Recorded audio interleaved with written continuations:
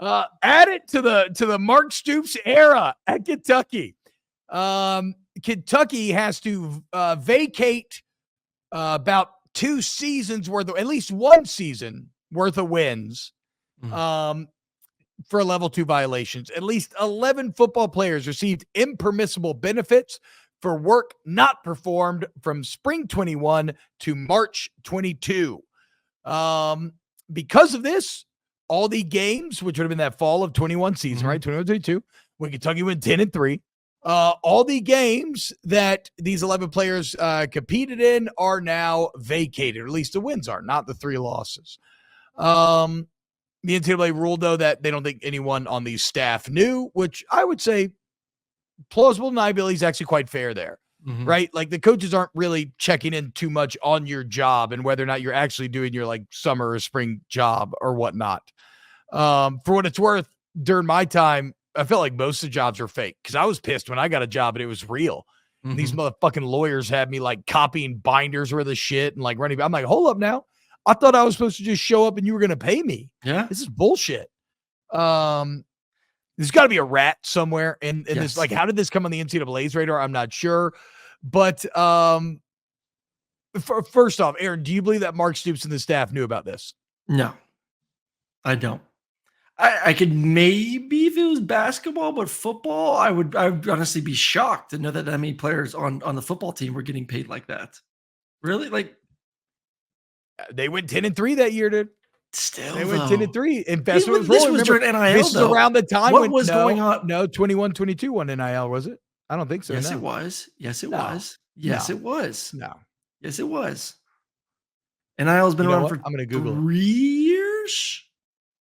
Was this just before? Let's see what the AI says. I guess maybe it was the year before. Yeah.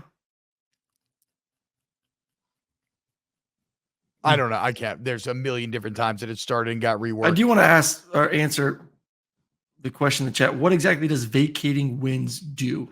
You have to change the big book that you could buy before the game, to kind of flip through and see stuff. You changed a couple records on there. Mark Stoops' record on, Mark Stoops' record takes a big fucking hit, dude. He loses a 10-win Big season.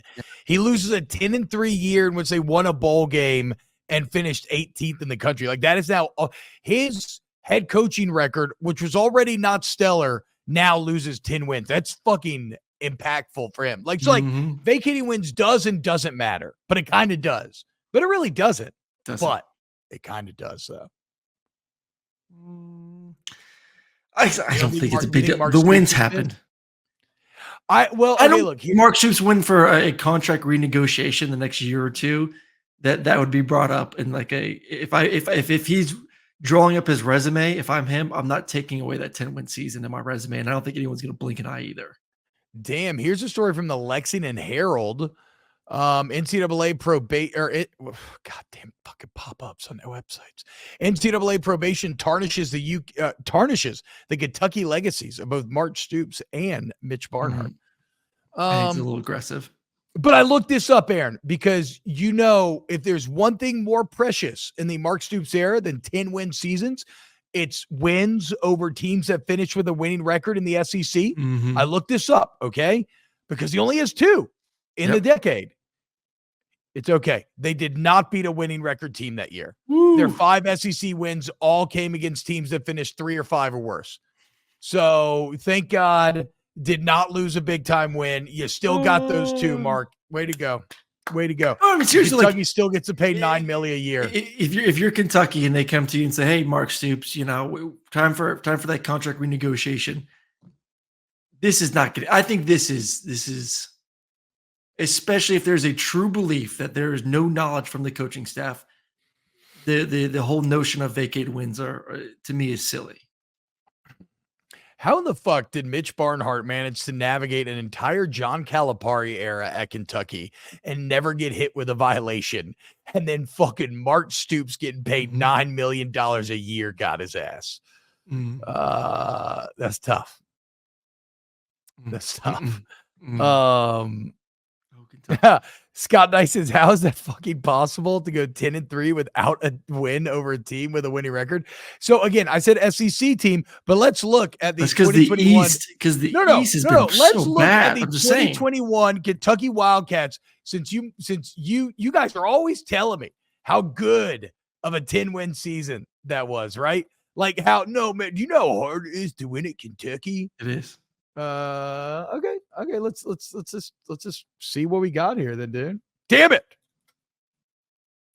2021. Shut up. Here I'm you way go, faster T. typer. I'm a way faster. UL typer. Monroe, Missouri, Chattanooga, South Carolina. They beat the number 10 ranked team in the country in Florida, 2013. Oh yeah. What did Florida finish that year? They beat LSU. Florida finished. Hey, Aaron. Florida finished 2-6. LSU finished 3-5.